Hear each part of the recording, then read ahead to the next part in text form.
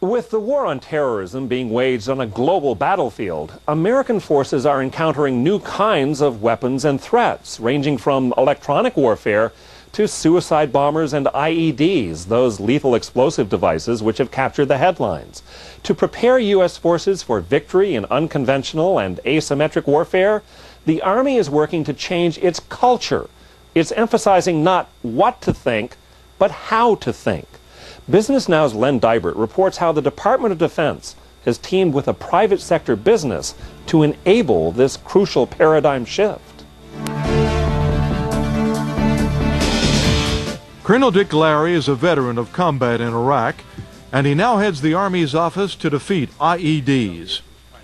At the same time, he's helping the Army become more agile to defeat the enemy in unconventional or asymmetric warfare. Working alongside officers from the Army's Asymmetric Warfare Office in the Pentagon are men and women from Fairfax-based Lanmark Technology. The LMT team has diverse military backgrounds, including a former Marine helicopter pilot, an atomic physicist, engineers, a Marine Master Explosive Ordnance Disposal expert, and an airborne infantry and special forces officer. I don't think sometimes the American people really truly understands the hard work that great Americans are doing, like the LMT and other organizations like them are doing. They're doing yeoman's work for their country. In addition to the professional challenges, Lanmark employees say they like the company's feeling of family and strong benefits. With health insurance being a big issue for many people, it's one way that I've been able to maintain such a vibrant and thriving employee base. For its work in leading an Army-wide effort to defeat improvised explosive devices and counter rocket, artillery, and mortar attacks, Lanmark received the Department of Defense Award for service-disabled, veteran-owned small businesses. More than 70% of Lanmark's employees are veterans, led by a former Navy intelligence officer, Lani Hay. This award represents the progress that our nation has made in creating economic opportunity for our military veterans.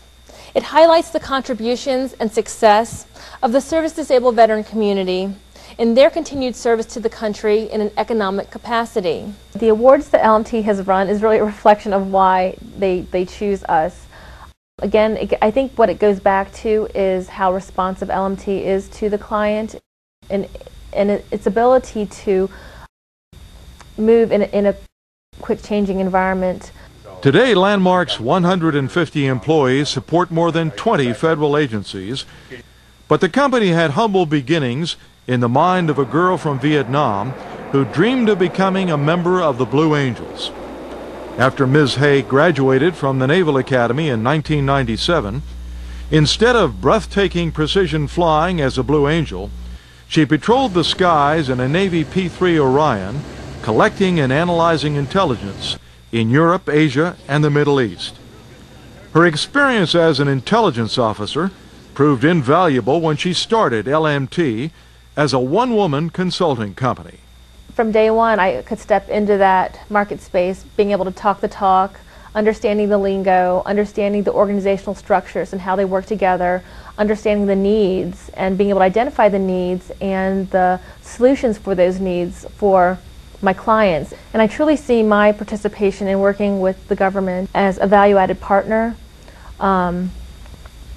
in not only providing much-needed services, but also as stewards of the taxpayer dollars. Ms. Hay says she's relied heavily on training, mentoring, and marketing help from the Small Business Administration and its program for disadvantaged businesses. The SBA's Joseph Lodo says Ms. Hay knows more about the contract she's pursuing than the actual contracting officer. She's not going in saying that she's a disabled veteran. She's not going in saying that she's a minority. She's going in based off of past performance, that she's trusted in the community in terms of being able to have the capacity and the capabilities to deliver. And by the end of the day, she is going to win the argument in terms of the contracting officer to be able to deliver on time, to exceed expectations, and produce a product for the taxpayer and for that agency that everybody can be proud of. She's trusted in the government community and trusted in the private sector.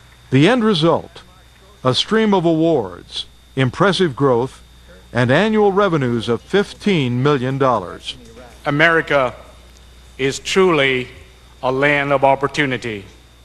In this great land of ours, the only limitation is the size of your dream and the degree of your dedication. So, ladies and gentlemen, our National Minority Small Business Person of the Year, Ms. Lani Hay.